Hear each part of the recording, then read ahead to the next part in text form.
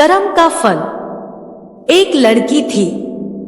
वह बड़ी सुंदर थी। शरीर उसका पतला था, रंग गोरा था, मुखड़ा गोल था, बड़ी बड़ी आंखें कटी हुई अंबियों जैसी थी, लंबे लंबे काले काले बाल थे।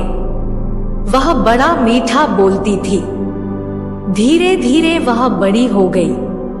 उसके पिता ने कुल के पुरोहित तथा नाई से वर की खोज करने को कहा।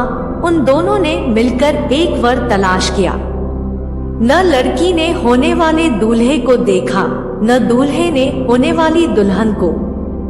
धूमधाम से उनका विवाह हो गया। जब पहली बार लड़की ने पति को देखा तो उसकी बदसूरत शक्ल को देखकर वह बड़ी दुखी हुई। इसके विपरीत लड़का सुंदर लड़की को देखकर फूला न समाया। रात होती तो लड़की की सास दूध औटाकर उसमें गुड़ या शक्कर मिलाकर बहू को कटोरा थमा देती और कहती, जा अपने लाड़े पति को पिला आ।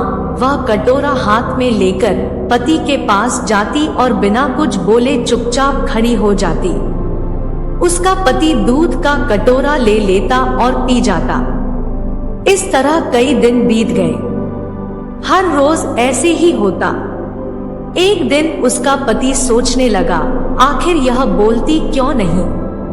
उसने निश्चय किया कि आज इसे बुलवाए बिना मानूंगा नहीं।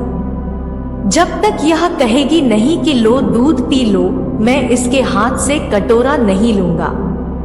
उस दिन रात को जब वह दूध लेकर उसके पास खड़ी हुई तो वह चुपचाप लेटा रहा।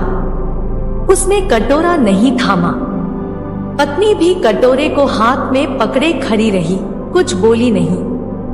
बेचारी सारी रात खड़ी रही मगर उसने मुंह नहीं खोला। उस हठीले आदमी ने भी दूध का कटोरा नहीं लिया। सुबह होने को हुई तो पति ने सोचा, इस बेचारी ने मेरे लिए कितना कष्ट सहा है। यह मेरे साथ रहकर प्रसन्न नहीं है। इसे अपने पास रखना इसके साथ घोर अन्याय करना है। इसके बाद वह उसे उसके पीहर छोड़ आया। बेचारी वहां भी प्रसन्न कैसे रहती। वह मन मन ही कुढ़ती। वह घुटकर मरने लगी। उसे कोई बीमारी न थी। वह बाहर से एकदम ठीक लगती थी। माता पिता को उसके विचित्र रोग की चिंता होने लगी। वे बहुत से वैद्यों और ज्योतिषियों के पास गए पर किसी की समझ में उसका रोग नहीं आया। अंत में एक बड़े ज्योतिषी ने लड़की के रंगरूप और चाल ढाल को देखकर असली बात जान ली। उसने उसके हाथ की रेखाएं देखी। ज्योतिषी ने बताया, बेटी, पिछले जन्म में तूने जैसे कर्म किए थे तुझे ठीक वैसा ही फल मिल रहा है। इसमें न तेरा दोष है न तेरे पति का।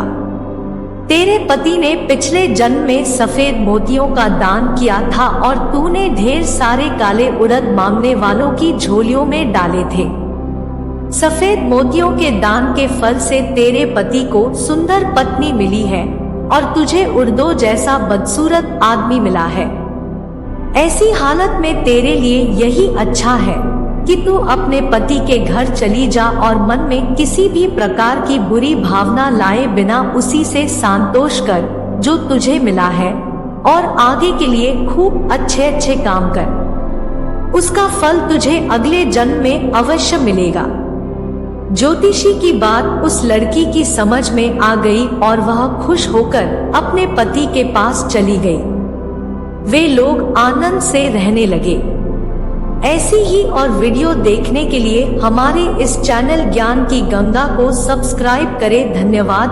हर हर महादेव।